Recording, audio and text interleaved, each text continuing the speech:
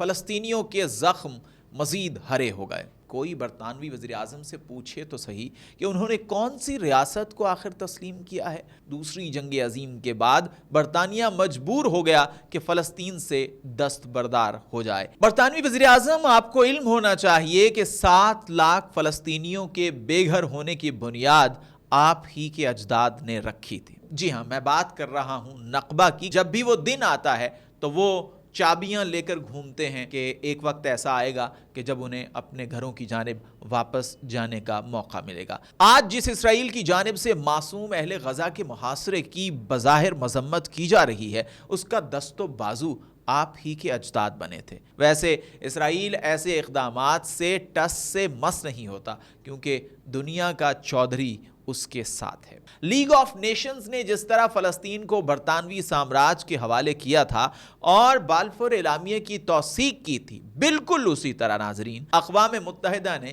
تقسیم فلسطین کا فیصلہ کر کے ایک ناجائز ریاست کی راہ ہموار کی۔ اگر کہیں آپ کو ملے کہ اقوام متحدہ کو یہ اختیار حاصل ہے کہ کسی بھی ملک کو تقسیم کر کے ایک نئی ریاست کا قیام عمل میں لے آئے تو کامنٹس میں مجھے ضرور بتائیے گا۔ بسم اللہ الرحمن الرحیم، السلام علیکم، میں ہوں حیدر مرتضیٰ، آپ دیکھ رہے ہیں کہو پاکستان۔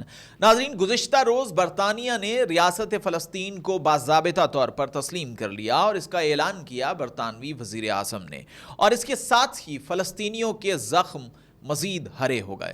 اس اعلان کے ساتھ ہی میرے سامنے وہ زیادتیاں گھومنے لگیں جو برطانیہ کی جانب سے اہل فلسطین کے ساتھ روا رکھی گئی ہیں۔ کوئی برطانوی وزیر اعظم سے پوچھے تو صحیح کہ انہوں نے کون سی ریاست کو آخر تسلیم کیا ہے۔ وہ ریاست کہ جس کے پاس نہ اقتدار ہے نہ اختیار، کیا یہ وہی ریاست نہیں ہے کہ جس کے خاتمے کی داغ بیل آپ کے اجداد نے 1917 میں بالفور اعلامیہ سے ڈالی تھی۔ فلسطین پر جب عثمانیوں کی گرفت ڈھیلی پڑی ناظرین، تو برطانیہ اور دیگر استبدادی طاقتوں کی رال ٹپکنے لگی، اور اس کے لیے انہیں چاہیے تھے مہرے، اور وہ مہرے ان کو ملے صہیونیوں کی صورت میں۔ کہنے والے تو یہ بھی کہتے ہیں کہ برطانیہ دراصل فلسطین کو اپنی ذاتی جاگیر بنانا چاہتا تھا، اور اس کا ارادہ یہ تھا کہ وہ صہیونیوں کو ایک مہرے کے طور پر استعمال کرے گا اور وقت آنے پر اس خطے کو سلطنت میں شامل کر لے گا، لیکن وہ ایسا نہ کر سکا۔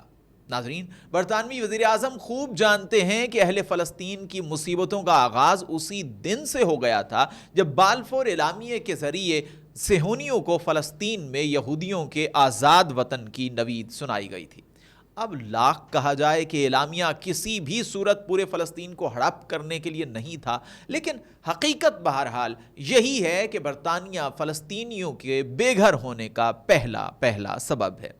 یہ بات بھی قابل ذکر ہے جب برطانیہ کو احساس ہوا کہ اب وہ یہودی و غیر یہودی دونوں آبادیوں کا ناپسندیدہ بن چکا ہے، تو اس نے یہودی آبادکاروں کی تعداد کو محدود کرنے کی کئی کوششیں کی، اور یہ سلسلہ 1939 کے وائٹ پیپر پر منتج ہوا، لیکن تب تک صہیونی جڑ پکڑ چکے تھے اور ان کا محدود رہنے کا کوئی ارادہ نہیں تھا، بلکہ تاریخ ہمیں یہ بتاتی ہے کہ ان کا پورے کے پورے فلسطین ہی کو نہیں بلکہ دیگر 7 جتنے بھی ممالک ہیں ان پر جبر و استبداد کے ذریعے قابض ہونے کا بھرپور ارادہ تھا۔ بالآخر دوسری جنگ عظیم کے بعد برطانیہ مجبور ہو گیا کہ فلسطین سے دستبردار ہو جائے اور ایک اور نومولود عالمی ادارہ اپنے گھناؤنے کردار کے لیے تیار ہو جائے، یعنی اقوام متحدہ۔ لیگ آف نیشنز نے جس طرح فلسطین کو برطانوی سامراج کے حوالے کیا تھا اور بالفور اعلامیہ کی توثیق کی تھی، بالکل اسی طرح ناظرین اقوام متحدہ نے تقسیم فلسطین کا فیصلہ کر کے ایک ناجائز ریاست کی راہ ہموار کی۔ حالانکہ اقوام متحدہ کو نئی ریاستوں کے قیام کا کوئی مینڈیٹ حاصل نہیں تھا۔ آپ بھی اقوام متحدہ کا چارٹر پڑھیے، اقوام متحدہ کی دستاویزات پڑھیے، اور اگر کہیں آپ کو ملے کہ اقوام متحدہ کو یہ اختیار حاصل ہے کہ کسی بھی ملک کو تقسیم کر کے ایک نئی ریاست کا قیام عمل میں لے آئے تو کامنٹس میں مجھے ضرور بتائیے گا۔ برطانوی وزیر اعظم، آپ کو علم ہونا چاہیے کہ 7 لاکھ فلسطینیوں کے بے گھر ہونے کی بنیاد آپ ہی کے اجداد نے رکھی تھی۔ جی ہاں، میں بات کر رہا ہوں نقبہ کی کہ جس میں 7 لاکھ فلسطینی اپنے گھروں سے بے گھر ہوئے، اور آج بھی وہ دنیا میں جب بھی وہ دن آتا ہے تو وہ چابیاں لے کر گھومتے ہیں کہ ایک وقت ایسا آئے گا کہ جب انہیں اپنے گھروں کی جانب واپس جانے کا موقع ملے گا۔ آج جس اسرائیل کی جانب سے معصوم اہل غزہ کے محاصرے کی بظاہر مذمت کی جا رہی ہے، اس کا دست و بازو آپ ہی کے اجداد بنے تھے۔ آج حماس کا ظلم و ستم آپ کو تڑپاتا ہے تو جو ظلم و ستم براہ راست آپ کی سلطنت نے روا رکھا وہ بھی کبھی یاد کیجئے کہ آپ نے فلسطین کی ریاست کو قبول کرنے کے بعد ظالم نتن یاہو کی فوجی اور غیر فوجی حمایت ختم کر دی ہے۔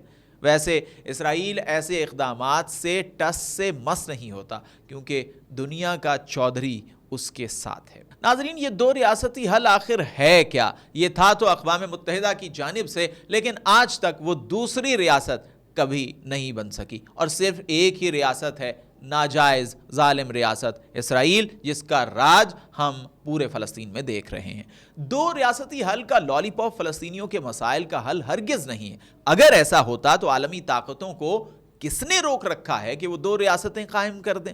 آج صرف 5 ویٹو طاقتیں تہیا کر لیں کہ اسرائیل کو 2 ریاستی حل کے لیے مجبور کرنا ہے تو سورج غروب ہونے سے پہلے فلسطینی ریاست کا قیام عمل میں لایا جا سکتا ہے۔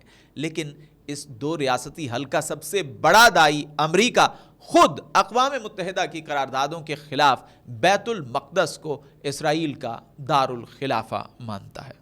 اگلی ویڈیو میں آپ سے پھر ملاقات ہوگی، تب تک کے لیے خدا حافظ۔